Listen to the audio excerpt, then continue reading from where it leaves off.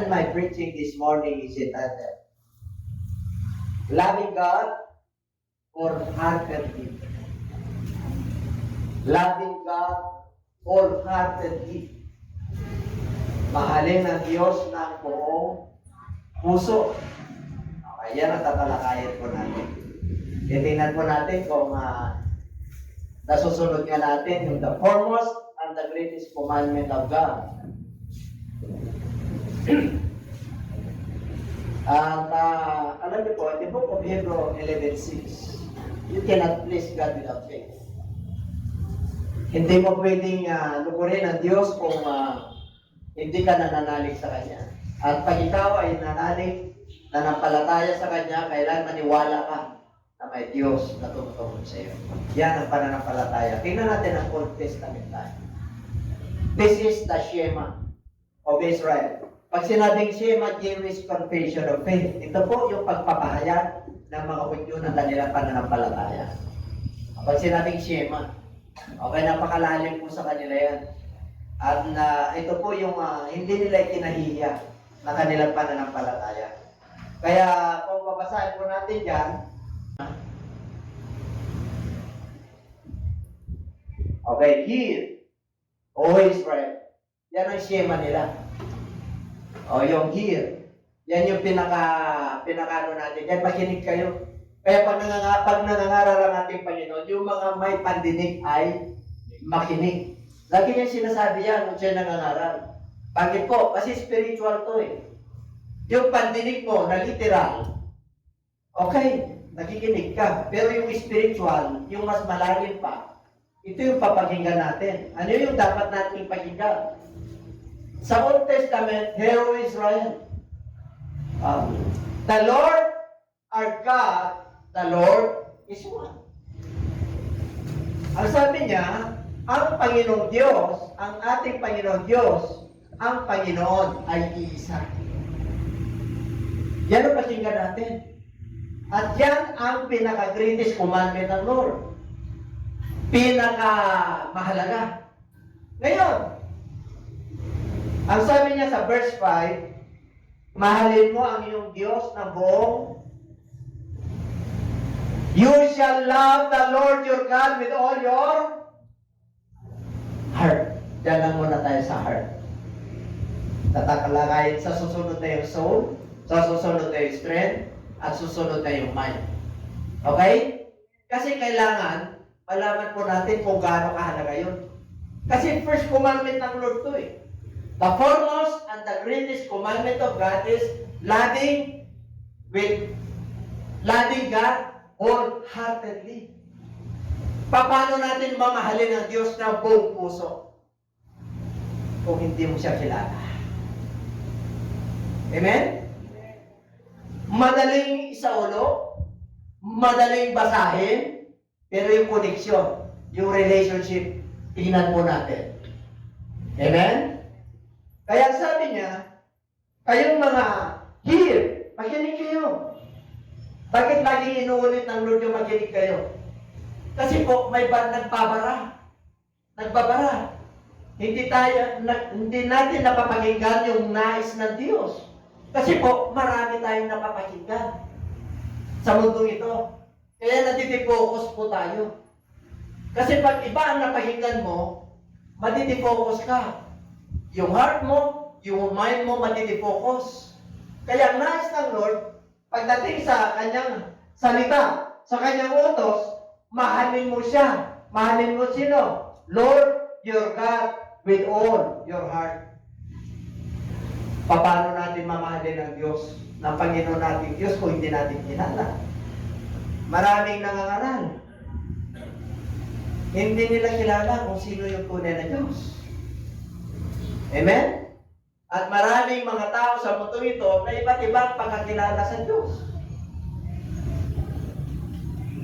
Yan ang problema.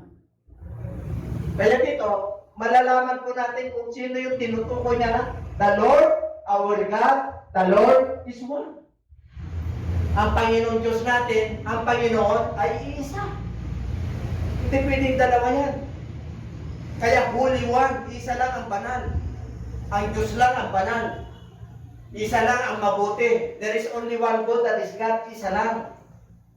Kaya dapat makilala mo muna yung Diyos na yon, magkakaroon ka ng connection, magkakaroon ka ng relationship sa Kanya, bago mo mamamahal sa iyong buong puso. Nakakita ka na minamahal mo, di mo nakikilala. Nakikilala mo lang siya sa through cellphone. Nakikilala mo lang siya, nakikita mo through video, audio. Di ba? Pero hindi mo pa siya kilala ng buo. Bakit? Hindi pa kayo magkasama eh. Pag naniligaw ka, ilalatlat mo ba lahat? Di ba? Hindi niya. Pag ikaw ay nanliligaw at so nagsusuyo ka pala, yung mga mabubuting asal, pareho kayo, papakita nyo sa isa't isa yung pagpamahalan ko. Kailan maglalantaran yan? Pag nagsama na kayo. Magkaroon na kayo ng adjustment. Kaya nakakaroon ng iba yung problema eh. Bakit? Bakit ganyan ang ugali mo? Oh. Doon lang niya masasabi. Kahit yung iba, kahit na 10 years na, di ba, 15 years na, 20 years na, may mga kahinaan pa yan nalalabas. Kaya yung iba nagsisisihan. Kaya yung relationship nila hindi maayos. Bakit? Hindi mo pakilala gano'n. Yung asawa mo kasi hindi transparent. Dapat one place na kayo. Amen? Ang mag-asawa sa harapan ng Diyos ay isang laman. Pag tumingin sa mag-asawa, isa na lang kayo. Hindi kayo dalawa. Kaya pag nasasaktan yung isa, pareho kayo dapat nasasaktan. O kaya hindi pwedeng ilaglag yung isa. Paglalaglagan kayo pareho. Hindi obra. Hindi ba kayo? O kaya ganito rin yung relationship natin sa Lord, paano tayo magkaroon ng relationship? Itinuro niya ba yan? Tinuro niya po yan sa verse 6, wala dyan, di ba? 6, 7, and 8. Basahin ko na lang po sa inyo. Palampakan natin ang ating Panginoon. Yung palampak na pinagpala. Ang sabi po roon, sa 6, and these words which I command you today shall be in your heart. Saan daw? Ang salita niya na inuutos siya ngayon ay isa sa puso, hindi isa sa puso. Kayo ba'y naniniwala na maraming nakikinig sa puso lang? Paglabas, wala na. In the abundance of the heart, the mouth speaketh. Saan nagagaling yung marumi? Saan? Sa puso. Kaya yung puso na wicked, ay, lalabas po yan, wicked din. Kaya nais ng Lord, paano mo siya mamahalin wholeheartedly. Diyos yun, Espiritu yun, dapat makilala mo siya. Saan mo makikilala? Sa Scripture. Kaya kung ang Diyos natin na sinasamba ay Diyos na tradition at wala sa Scripture, ay, hindi mo kaya mahalin yan. Mahal mo lang yan through your lips, hindi galing sa puso. Galing sa puso. Pwede mo bang mahalin ang Diyos na galing sa puso? Yes. I love the Lord. Pero yung gawa niya, hindi sa Diyos. You must love Him through your word and through your words. Love Him with all your heart in words and in deeds. Oh, maraming Kristiyano.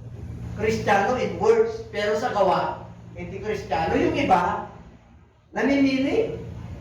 Pero ang nais ng Lord, mahalin mo siya ng iyong buong puso. Walang partial. Pag sinabing buo, no reservation. Walang partial kung ano yung kakayaran mo at tapis mo, yun ang gawin mo para sa Diyos. And everybody say it. Amen. Kaya sabi niya, ilagay niyo sa inyong puso ito. You shall teach them diligently to your children. Ituro niyo sa inyong mga anak. Diligently, pagsikapan ninyong ituro sa 6-7 yan. Okay. Teach them diligently. So number 1, ituro nyo sa inyong mga anak. Nag-uusap kayo sa bahay, when you talk to them in your house, when you, kung kayo'y nakaupo, kung kayo'y naglalakad, at kung kayo ay nakahiga, at kung kayo'y babangon, thou shalt bind them for a sign upon thine hand, and they shall be as frontlets between thine eyes. Ituro mo yan. Ano yung ituturo mo? Pakinggan mo. Ano pinakinggan mo? Na isa lang ang Panginoong Diyos. Teach them diligently. Turuan mo sila, sikapin mo, ulit-ulitin mo. Kasi hindi pa nagsisingkin, hindi pa mo pumapasok. Kaya huwag ka magsawa na turuan sila. Habang kayo nakaupo, habang kayo naglalakad, habang kayo nasa higaan, at bakit dito? Yung kanina teach, ngayon side. Ano naman yung side? Isa teach, sunod sign. Ano yung sign? Ano yung palatandaan? Hindi nila kinahiya. And thou shalt bind them, ipulupot mo bilang palatandaan saan? Sa kamay. At sa frontlets between thine eyes. Itali. Dito, ano itatali? Isa lang ang Panginoong Diyos. It's sign. Ano pa yung sign? Pag nasa bahay ka. Meron pa yan eh. Ilagay mo, isulat mo. Isulat mo sa amba. Kanina sign, ipulupot. Kanina text, number 3. Sa 8 po yan. Ano yun? Pag may bahay ka, isulat mo. Sa amba ng bahay mo na meron kang isang Panginoong Diyos. Ginagawa niya ba yan? Sa ating panahon? Saka na lang natin pag-usapan yan. Kasi nasa first, lang tayo, loving the Lord wholeheartedly. Yun ang first series natin. Yung second series, loving the Lord with all your soul. Third, loving the Lord with all your strength. Fourth, loving the Lord with all your mind. Nasa first pa lang tayo. Sa susunod na linggo na po yun, Lord willing. Palapakan natin ang Diyos. Napalakam natin ang pala. Yes! Kaya dito po, yan yung shema nila. Hindi nila kinahiya. Kahit nasa ibang bansa, nandun sila. Isa lang ang Panginoong Diyos natin. There is only one God, one Lord. Kaya dito po, sa book of How to Love the Lord your God with all your heart. How can you love God wholeheartedly? Or how can you love God with all your heart? So yung malaman. Sige. The heart is deceitful above all things and desperately wicked. Okay, no? Ang pinakamadayang parte ng katawan ng tao ay heart. May meaning ng heart yan eh. Meron pang meaning ng heart sa Greek para titingnan natin. Bago tayo pupunta dyan. Heart meaning in Hebrew, live. Means heart in Hebrew, and it was not a body part to the Israelites. They had a broader understanding of heart than we do in our modern context. They thought of the heart as the organ that gives physical life and the place where you think and make sense of the world, where you feel emotions and make choices. Sa mga Israelites po, sa mga Hebrew po, alam naman nila na yung heart ay pati ng part ng organ of the body. Pero meron pang mas malalim at maluwag pa ang kahulugan dito. Okay, susunod. Sa heart meaning in Greek, heart, cardia, does not refer to the physical organ, but is always used figuratively in Scripture to refer to the seat and center of human life. The heart is the center of the personality and controls the intellect, emotions, and will. No outward obedience of the slightest value unless the heart turns to God. the cardia is the set and center of human life and often refer to it as the control center, if you will, of our being.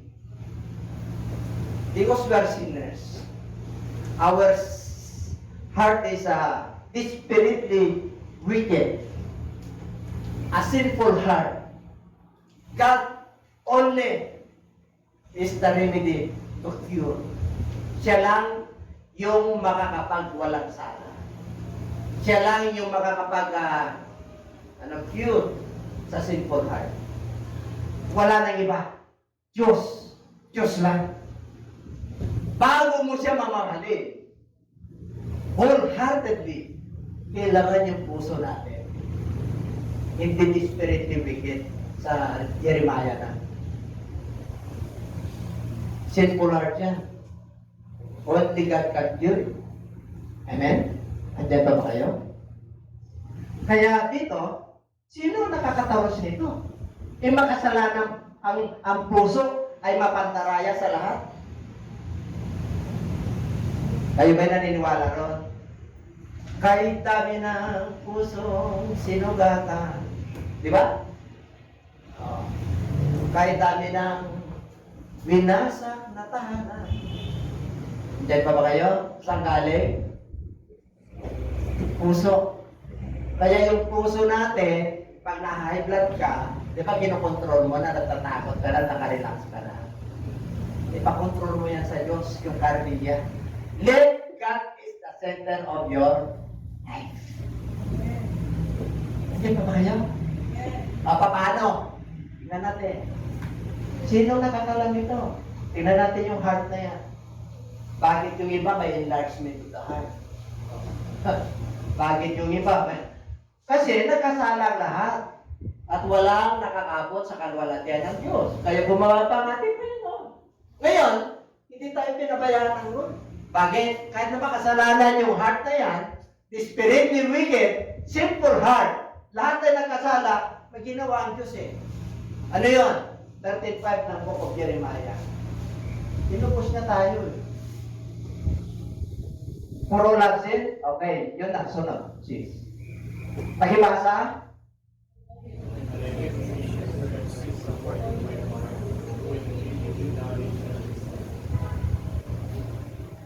Hindi nagkulang ang Diyos. Nagbigay siya ng mga pastor. Saan galing yung mga pastor? Saan? Sa puso ng Diyos, hindi sa organization.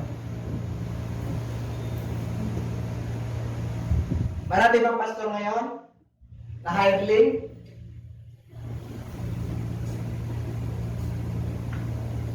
Alam niyo ba yung ko sabihin na hireling pastor? Ginawa nila yung pastorin ng provision. Binabayaran. Pastoring, according to God's heart, is a vocation. Vocation is the highest calling, the divine calling, and the holy calling. Wala nang higit pa yan. Kasi ang tumawag sa iyo ang Diyos. Kaya pagka ikaw ay mahilig na pastor na nagpapabayad at ginawa mo ng provision dahil pinag-igi mo, maganda yan, pinag-igi mo, naging professional ka. Okay yan, pero kung ang motibo mo, you capitalize your faith, delegates, delegado, mapapahama. Amen? Pero kung ang pastor, mayroon o wala, dumarating, hindi siya humihingi ng kabayaran. Kaya mo ang Diyos ang magre-reward sa iyo. Amen? Yan pa ba kayo?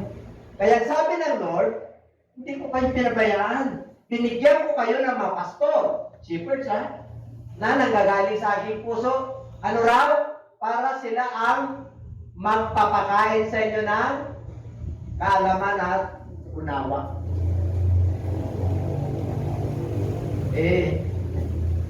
Yung pagkakilala lang sa Diyos, mahirap na.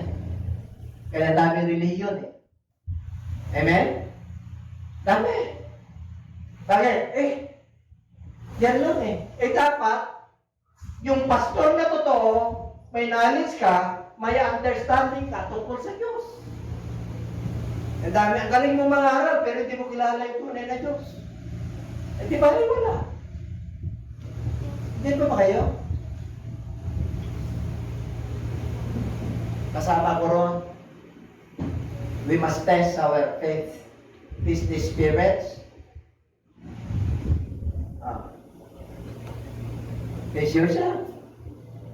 Kung natin pinapangaral talagang nasa Bible. At saka guided tayo ng Holy Spirit. Yung iba, hindi naniniwala sa speaking tongues Hindi naniniwala. Noong paraw yun. Ang Diyos ay hindi nagbago. Siya ang Diyos mula doon hanggang ngayon. 38 ng Book of Hebrew, He is the same yesterday, today, and forever. Hindi nagbago ang Diyos yung nagsalita dyan. Panahon ni Moses. Hindi nagbago yun. Hanggang ngayon. Palakpakan natin ang ating Panginoon. Binigyan tayo ng mga pastor.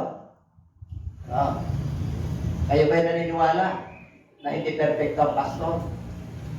Maraming pastor, magagawa ng Diyos. Hindi perfecto yan. Isa lang perfecto ang Diyos. Tayo rin. Diba? Meron tayo ngayon na don't expect too much to the man of God. Pag nagkamali yan, nakita mo yan. Huwag ka matisod yan, hayaan mo ang Diyos na magturo sa kanya. Amen po? Huwag mo siyang turuan. Bakit? Man of God yan Pinili siya ng Lord Yung iba gustong turuan, nagkamali lang yung pastor. Gusto nila sila na magturo. Galing. Yan pa ba kayo? Meron talagang tinawag ng Diyos. Kaya, hindi pwede tayo pastor-pastoran dito, ha? Amen? Meron qualities ng pastor, Meron qualities ng bishop, Meron qualities ng elder, May mga, merong mga, yung criteria nasa Bible. Di ba? Fix. Cast away from you all the transgressions which you command, get yourselves a new heart and a new spirit. Binigyan ko kayo ng lahat ng mga pagsalangsang ninyo na inyong nagawa. Okay, get away. Ibig sabihin, at bibigyan ko kayo ng bagong buddhi, new spirit, or why should you die, O house of Israel? Sunod. I will give you a new heart and put a new spirit within you. I will take the heart of stone out of your flesh and give you a heart of flesh. Binago na ba tayo ng Lord? Wala na tayo naging mananampalataya? Okay? Yung dati nating pusong bato, wala na. Yung pusong mamon, nandiyan pa. Matitiso rin. Tagal mo na sa pananampalataya, hanggang ngayon, di ka pa natuto. Kasama ko ron. Yan pa ba kayo? Bakit tayo dapat matuto? Bakit dapat tayo tumibay? Nais na Diyos yun para makuha natin yung blessing yun Ipangako ng Diyos yun papagpalain kita. Bakit? Inuuna mo, minahan mo siya. Wholeheartedly. Pag sinabing wholeheartedly, hindi ibig sabihin ng Diyos na ganito po. Okay? May pagmamahal ka sa asawa mo. Tama? May pagmamahal ka sa kapwa mo. Yung trabaho mo, pinagigi mo kasi mahal mo ang pamilya mo para may pantustos sila. Kaya ka nagsusumikap para may promotion ka at darating ang panahon, papagpalain ka ng Diyos. Kaya nagsisikap ka. Amen? Yung pagmamahal dito na sinasabi ng ating Panginoon sa spiritual, sa gawain. Pag sa gawain ng Diyos, abay, ano ka? No reservation, no regret, no retreat, no reservation. Pag gawain ng Diyos, abay, yes, amen. Bakit? Siyempre kanya-kanya tayong measure of faith. Bilang bishop, iba rin yung ano mo. Bilang pastor, iba rin. Bilang mga teacher, iba rin. Kasi hindi pwede tayo pare-pareho ng faith. We have the measure. Hindi pwede yung faith ko isuklog ko sa inyo. Inyo. Yung faith ninyo, kailangan aputin ko kayo. Bakit? Normal sa'yo, nakakasagit ka ng damdamin ng iba. Pero pag nagdilikod ka sa Lord at minamahal mo ang Diyos, wholeheartedly, mahal mo yung kapwa mo. Hindi pa ba kayo? Sinabi na Lord eh. Greatest commandment, love Him. Second greatest commandment, love others the same way you love yourself. Oh, paano mo masabi na I love you Lord pagka-Sunday? Praise the Lord, hallelujah. Tapos yung sarili mong nakikita kapatid mo, hindi mo siya minamahal. Yung sa loved ones mo, hate ka sa kanya. Hindi mo maalis yun, minsan hate ka eh. Pero wag mong alagaan sa iyong puso. Kasi mag-ugat mo yan. Pag nag-ugat yun, ako, dadamit mo yan. Hanggang mainis ka na, nag-away na ka, mag-burst out na isang araw yan. Yung mag-burst out, yung sasabog yan, parang granada. Yan, di ba? Maraming ginawa sa akin, oh. Ikaw mismo maka-high blood eh. Oh, kailan mag-burst out. Tama. Oh, yun, mas maganda. Nandiyan pa ba kayo? Kaya sabi ng Lord, yung mga nakakatisod, sabihin mo sa kanya, tisod ako sa iyo. Bakit? Hindi niya alam eh. Hindi niya alam eh. Kasi may mga tao na hindi nakatisod. Totoo po yun.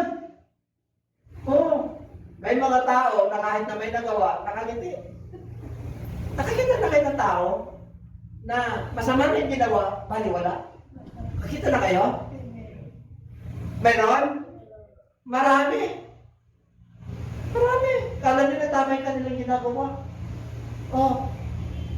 Kaya pag mananampalataya ka, sabihin mo sa kanya, lalo na kung pareho mananampalataya, medyo open ako sa iyo. Bakit ka open sa akin? Ay, ganun ba? O, ganun ba na open ako sa iyo? Kasi ugali ko na ito, dala-dala ko eh. Wala ng bata ko hanggang ngayon. Kaya nga, sinasabi ko sa iyo. O, yan pa ba kayo?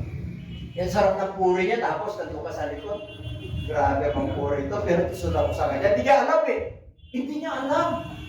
Di ba, Brother Jeff? Dapat ipaalam mo sa kanya. Ipaalam mo, yung iba hindi, mabait kasi mabait. Hindi, mabait ka naman, mabait naman talaga tayo.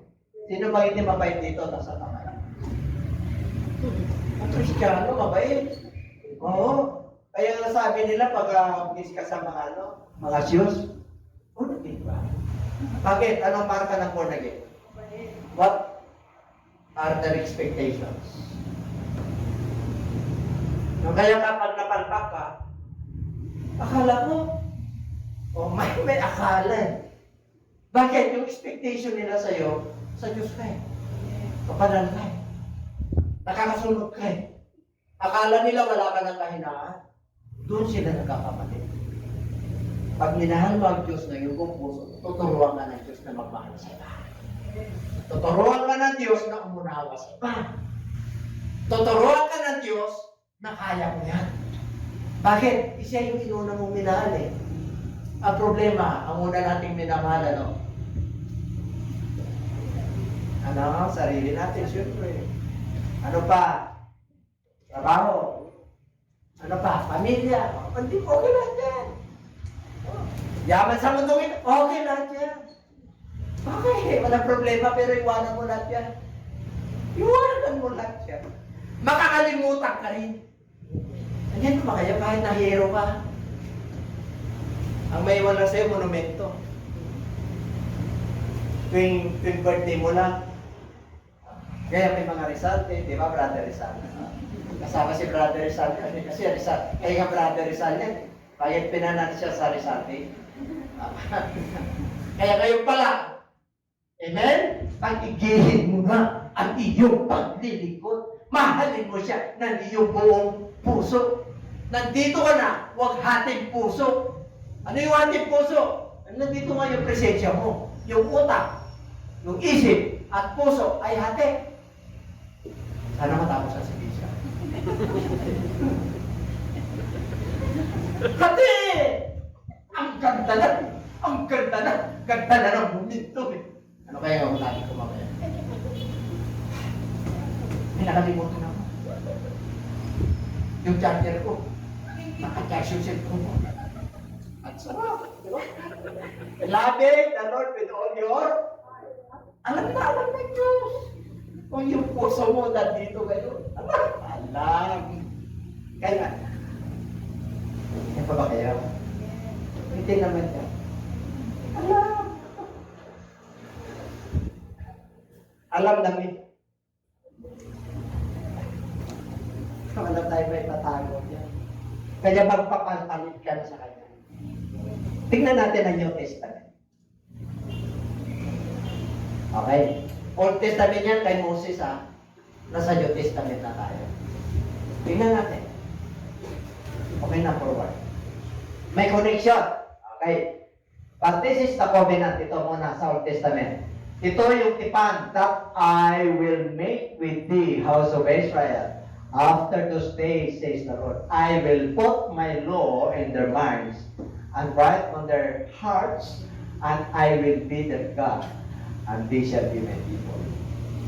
I will write the tablets in their heart. Okay? Ang sabi ng Lord, yung batas ko, ilalagay ko sa kanilang isip, isusulat ko sa kanilang puso, na ako ang kanilang Diyos, at sila ang bayan ko.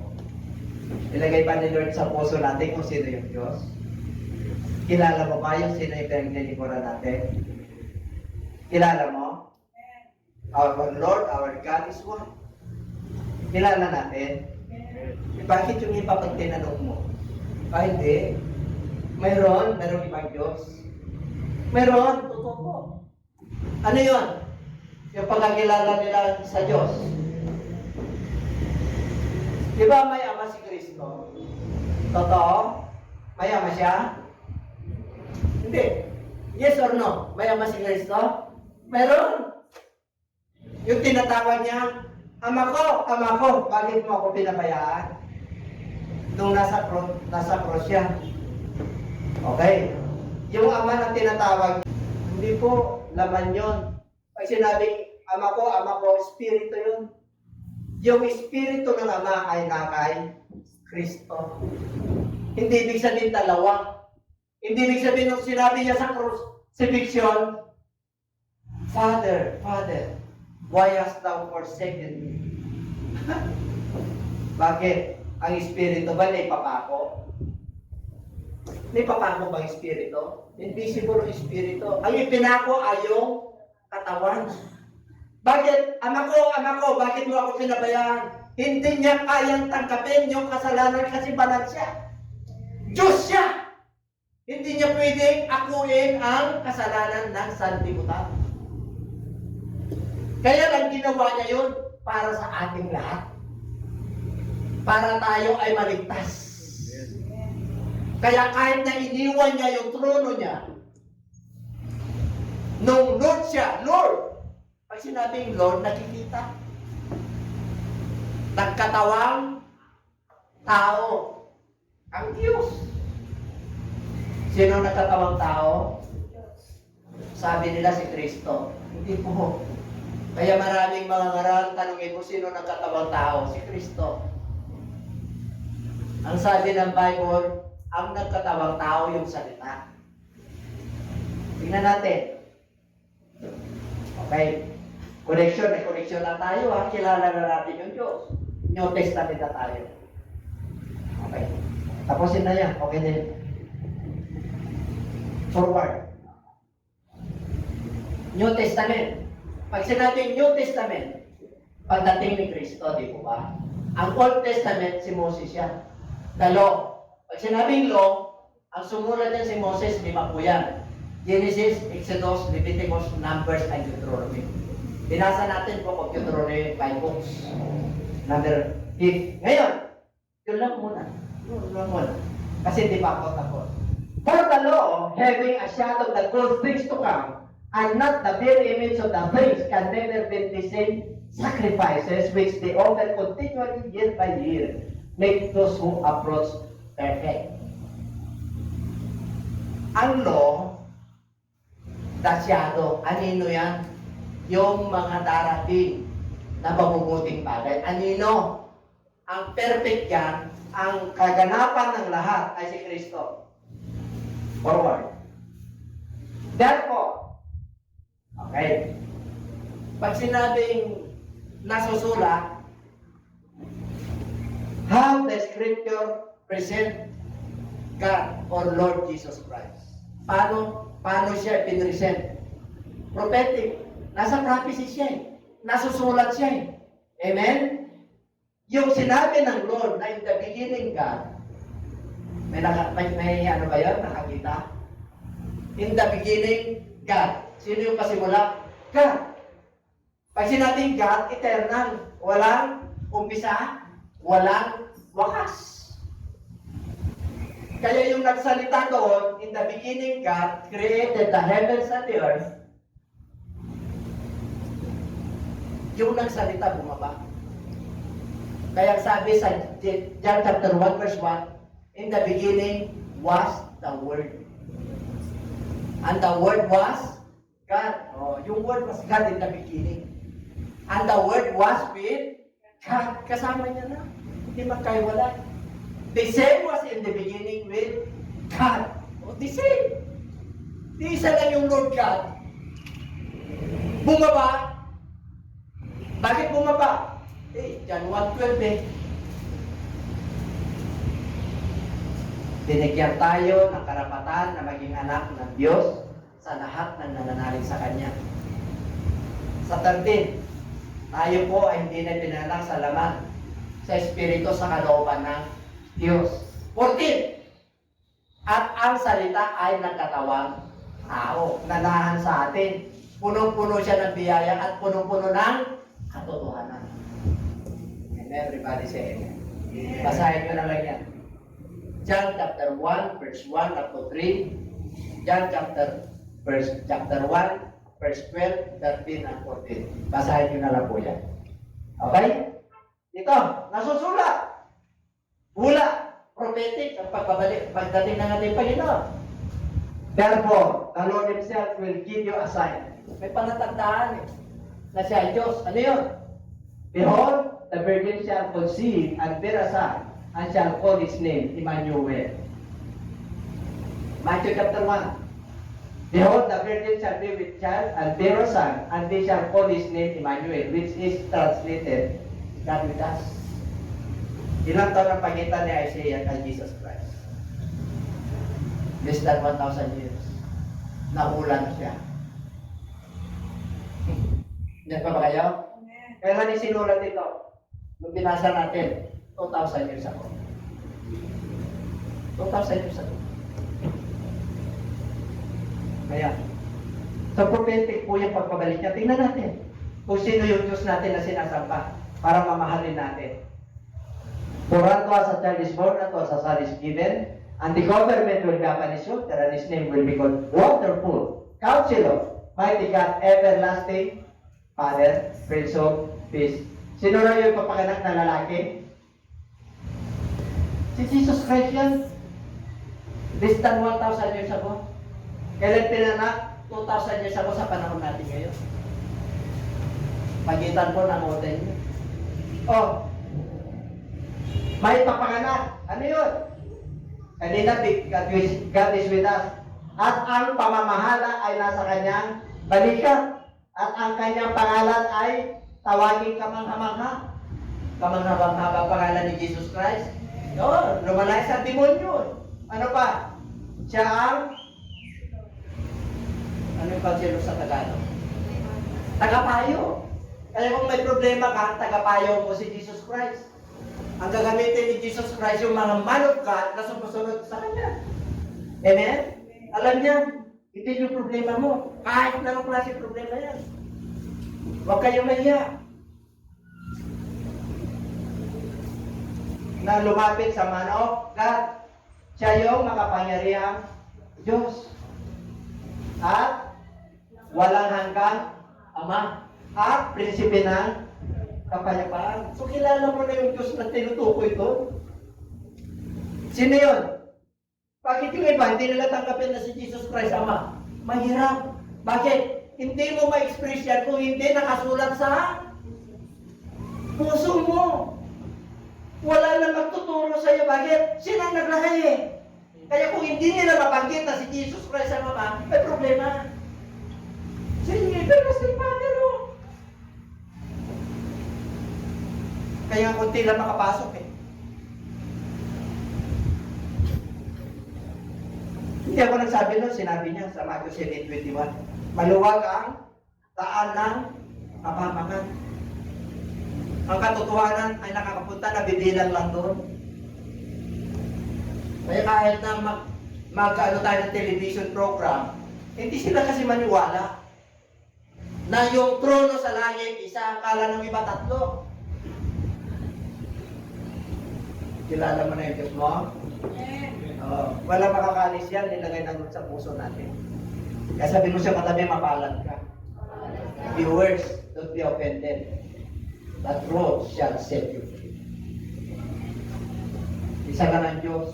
Kaya pinapakilala ko yung Diyos na gumawa ng langit at lupa. Yung Diyos na bumaba, nagpakilala sa lahat. Yung Diyos na nag-resurrect. Yung Diyos na yun na tinatawag natin nasa trono. Siya yung Espiritu. Amen? Mahirap tanggapin niya. Mahirap. Hanggat din nilagay ni Lord sa puso mo niya, hindi mo kayang banggitin na si Jesus Christ ang Ama. Kaya,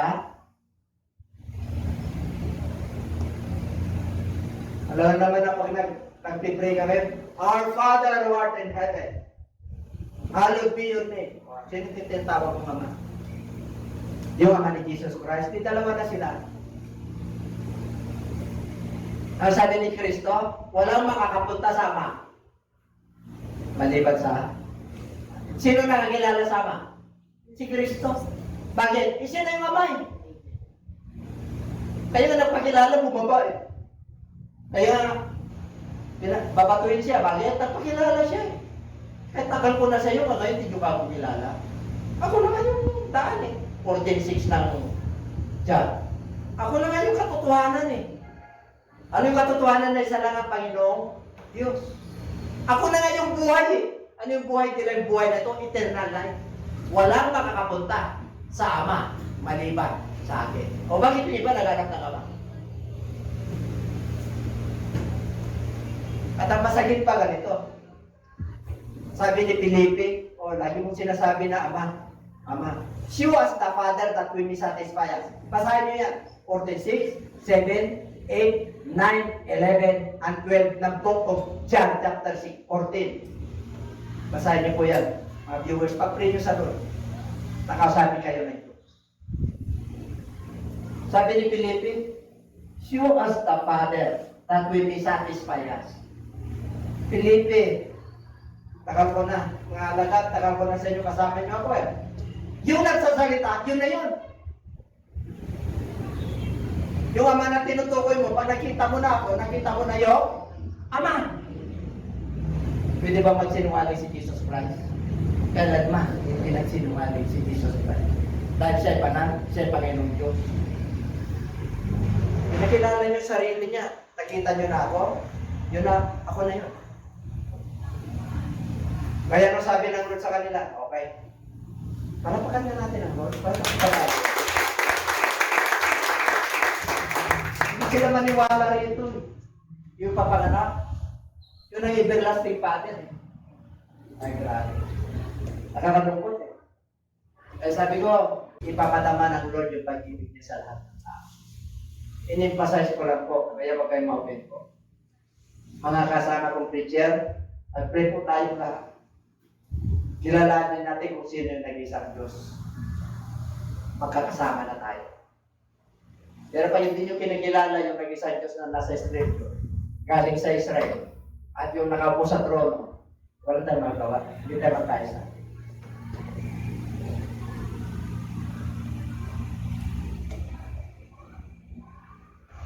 So all this was done that it might be fulfilled which was spoken by the Lord through the prophet.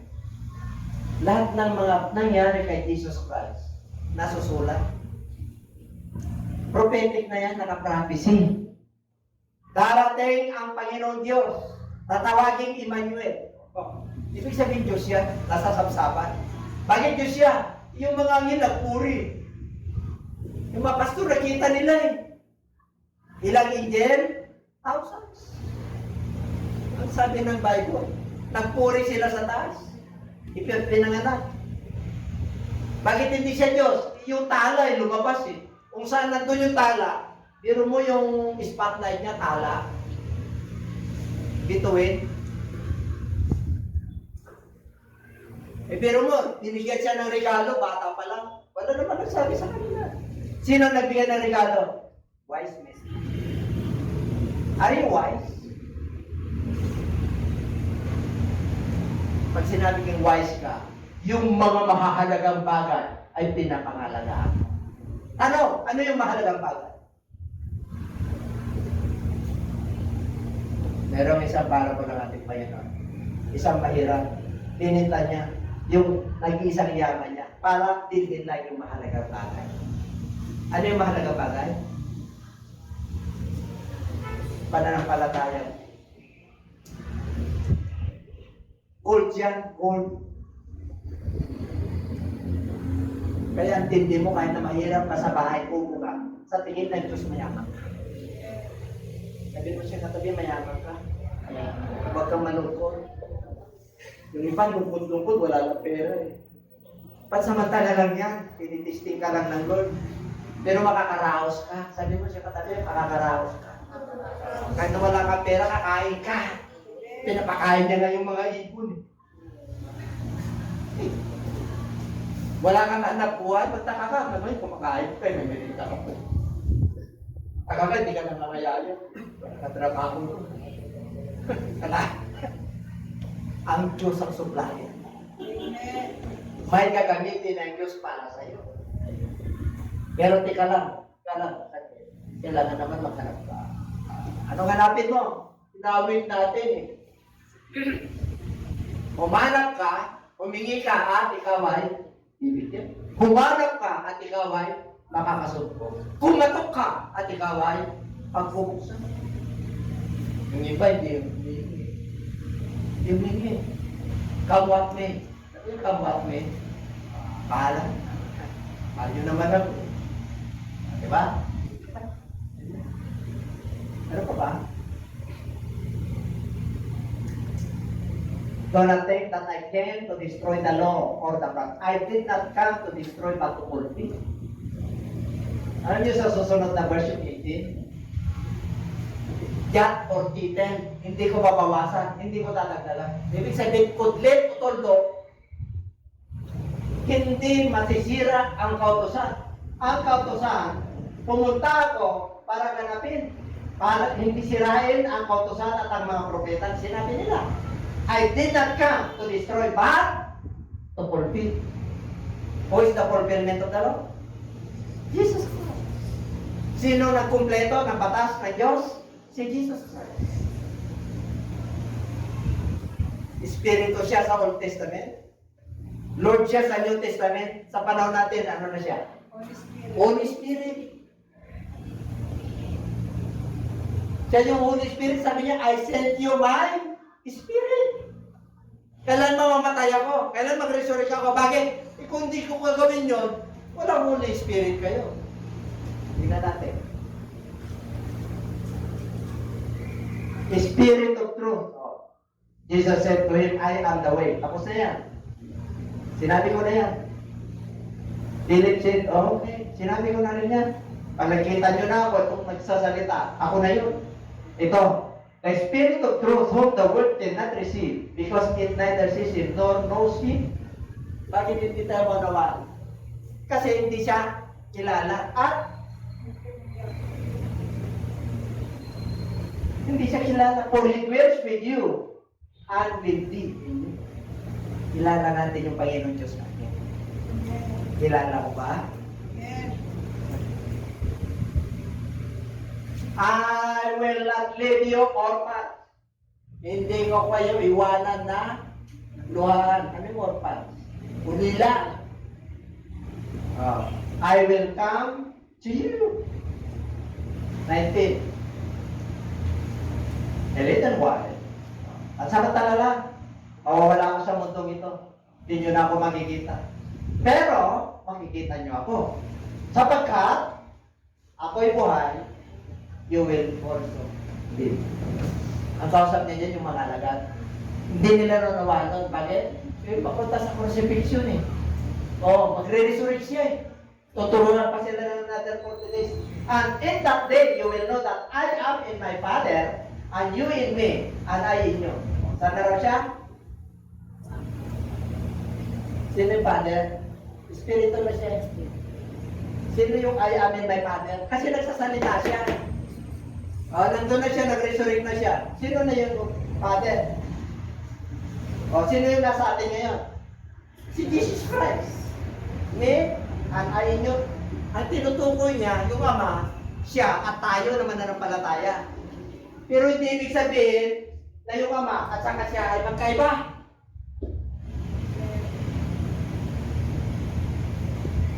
Ang Ama ay Espiritu. Si Jesus Christ ay Espiritu. Kaya sabi ng Lord, mas mapalad ang mga nananalig sa akin na hindi nakakita. Ibig sabihin, yung mga Hudyo nakita nila nung panahon nila. Kaya yung pananalig nila, hindi ka po dito. Bakit? Si tao to. Sinasabi niya, nasusulat. Tao to eh. Ang ginawa niya sa Sabbath day, he fulfilled the Sabbath day. Yung Sabbath day sa Old Testament, di ba? Hindi ka kikilos. Hindi ka magluluto ng sinain. Kahit na yung tupa mo nahulog sa balon, hindi mo kukunin. Pero nung dumating siya, abay, ano sabi niya?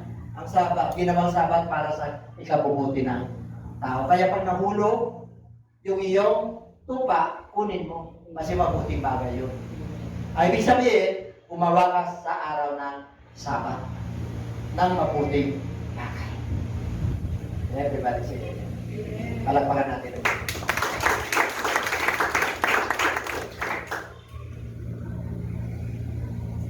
Yung mga sumusunod sa aking kautusan ay nagmamahal sa akin.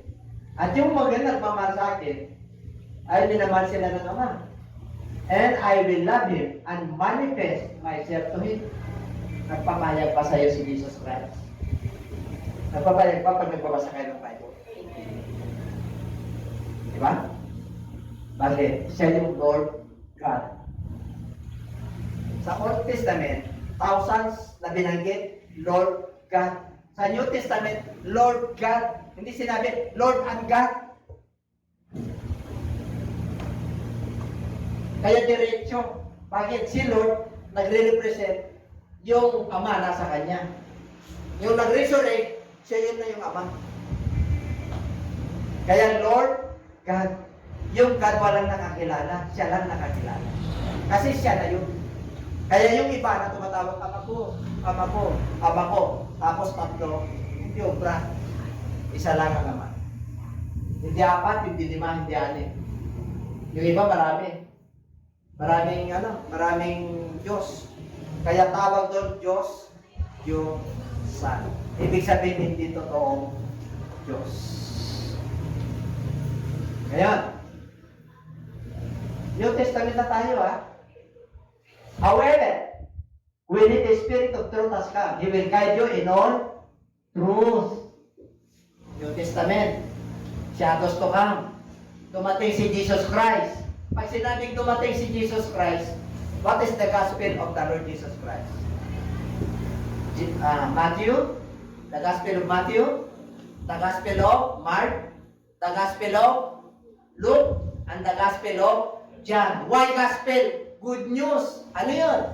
Diyan mo mababasa ang life, the ministry, the death, the burial, and the ascension. Diyan mo mababasa ang buhay ni Kristo. Sa apat na yan. Kaya may gospel. Pagkatapos nun, Book of Acts. Ano yung Book of Acts? Bakit Acts? Kasi mga gawa yun ng Holy Spirit. Tapos dumating na si Pablo. Yun yung mga epistles of book. Yun yung mga love letter sa mga mananampalataya. Kaya ipinahayag yung Gospel of John, Mark, Matthew, and Luke, yung buhay ni Kristo, na siya yung nasusulat, na siya yung tagapagligtas, na siya yung nag-resurrect, na siya yung Misaya, na siya yung tumubos, na siya yung pangako ng Diyos na buhay na walang hanggan. Siya yun. Wala nang iba. Gusto ba kayo? Okay. Diretso. Sabi niya, ulit. Kasi meron ako i-emphasize. However, kaya nga, kung ang Espiritu ng katotohanan ay nakuha nyo, natanggap nyo, Holy Spirit. Ano raw? Half-truth? Half-truth? Makikilala nyo siya sa buong katotohanan, kagabayan kayo. For he will not speak on his own authority, but whatever he hears, he will speak and he will tell you things to come. Pag ikaw ay nakaidol, ano ka? Advance. They will tell you things to come. Alam niyo po, pag na-inspired ka, ginagabayan ka ng Lord sa tama. Ganon din po kayo, mga mananampalataya, na hindi pa nakakilala sa buo sa ating Panginoon. Pag kilala mo na si Jesus Christ, ang kanyang kabuuan, ang kanyang pagka-Diyos, yun yung mamahalin mong tunay. Wholeheartedly. Kaya hindi ka na malilito sa pagmamahal sa Diyos. Mahal mo yung isa, mahal mo yung dalawa, mahal mo yung tatlo, hindi ganun. Isa lang ang Diyos. Isa lang Panginoon Diyos. He will tell you things to come. New Testament kanina, Old Testament, Greatest Commandment, nagbago ba? Tingnan natin, tinanong si Jesus Christ Mark 12:20-30. Then one of the scribes came, and having heard them reasoning together, perceiving that he had answered them well, asked him, which is the first commandment of all? 29. Jesus answered him, the first of all the commandments is, basahin. Nagbago ba? Hindi. Hindi niya tinago. Ayan. Here, Shema. Your faith. Okay. O Israel. Ngayon, nasa New Testament. Hear, O born again. Hear, O believers. The Lord, our God, the Lord is one. The Lord, our God, ang Panginoong Diyos. At ang Panginoon ay isa.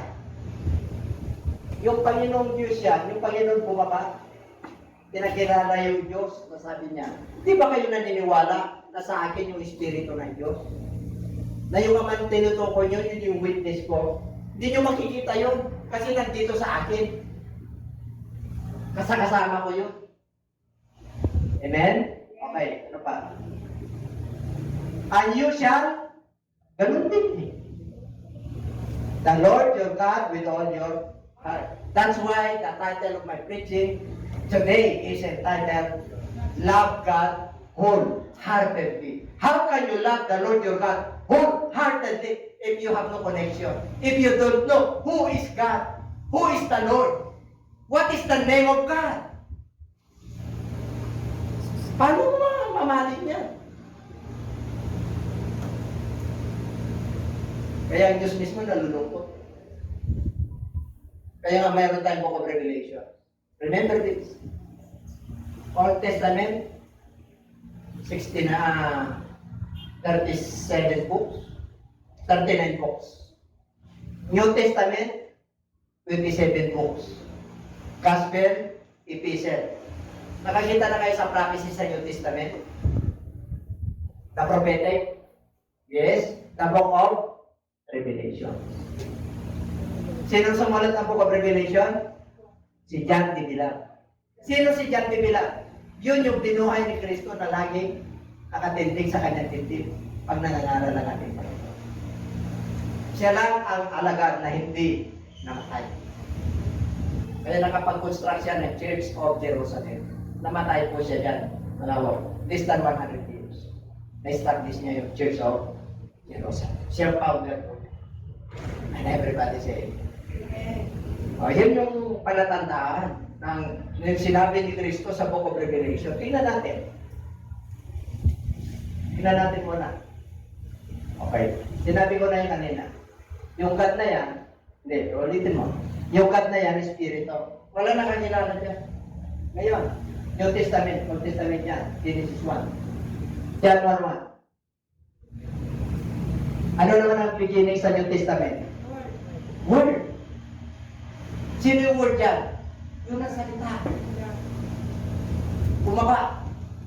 Nagkatawang tao. Kaya nag-wrote Jesus Christ. Kaya dito, okay na yun. Lahat, ginawa para sa Kanya. Kung wala siya, wala niyan lahat. Walang creation. Okay, ano na? Oh. Basahin natin.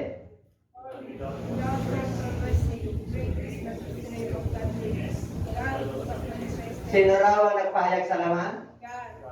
Hindi si Jesus Christ, di ba? Ay, pag tinatanong mo sila, sino nagkatawang tao? Si Jesus Christ siya. Wala na tayong pagtatalunan pa. Ano yun?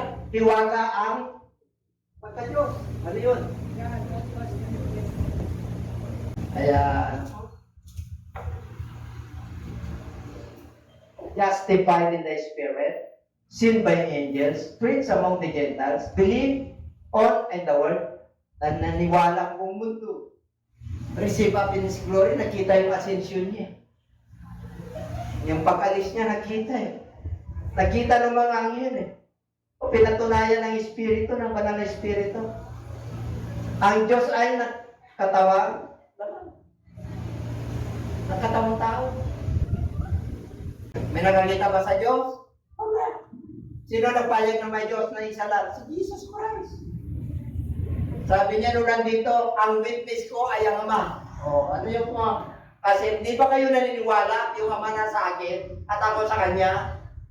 Ginawang dalawa, diteran yung iba. May Ama, may Anak. Ganon. Espiritu yun.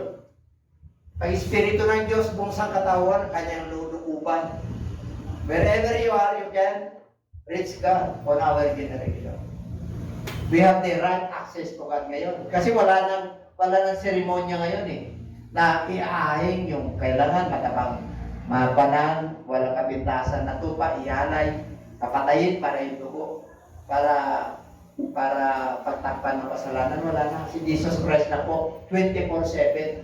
Siya po yung propitiation. Yung propitiation na ba yung tagalog ng propitiation? Siya yung nagtatakip sa ating mga pagkakasala. Kaya sabihin mo siya katabi, you are justified by faith. Pinapanal ka na ng Diyos dahil sa pananampalataya kay Kristo. Amen? And everybody say amen. Okay? Meron pa ba? To whom he also presented himself alive after his suffering by many infallible proofs being sent by them during 40 days and speaking of the things pertaining to the kingdom of God. Kung nag-resurrect siya, tinuruan pa sila ng 40 days eh. Para maniwala lang sila na siya yung Diyos na Panginoon. Siya rin yung babalik. Amen? Sinang hinintay natin? Pag nag-cast out tayo ng demon, anong pangalan? Sino ngayon nakapo sa trono? Pag-pray po natin na maliwanagan. Kasi may spiritual blindness. May telo, may takip, may anong bilo. May tating. May tabi. Pag nangaral ka at babasa rin ng Bible ang kaaway, nasusulat din. Matindi ang gawa ng demonyo. Kaya pag hindi ka kinahabagan ng Diyos, wala talaga. Kahabagan lang ng Diyos kung bakit siya nagpagilala sa atin. Kahabagan lang ng Diyos kung bakit tayo. And everybody say amen. Palapakan natin ang Lord. I am the Alpha and the Omega, the beginning and the end, says the Lord, who is and who was and who is to come, the Almighty. Sino yan? Tinutukoy ni Jati Bilal. Sino yung Alpha and Omega? Si Jesus Christ. Diretso. And he said to me, it is done. Tatapos na. I am the Alpha and Omega, the beginning and I will give of the fountain of the water of life freely to him who thirsts. Yung mananiwala sa kanya. Yung tree of life, nandun. Yun ang pupunta natin, yun ang kakainin natin. Okay? Immediately, I was in the Spirit, and behold, a throne sit in heaven, and one sat on the throne. Ilan daw nakapo sa trono? Sino yan? Si Jesus Christ. Book of Revelation. Mga preachers, mga co-workers, hallelujah, kahabagan lang ng Diyos. Kung nilagay ng Diyos sa ating puso, hindi na tayo tuturuan. Ang Holy Spirit ang gagabay sa inyo. So pagpalayan na tayo lahat ng ating Panginoon, love the Lord, your God, with all your heart. Loving God, wholeheartedly. Kaya na may connection po kayo. Kaya makilala niyo yung Diyos na pinaglilikuran without any reservation, without any retreat, without any regret, without turning back.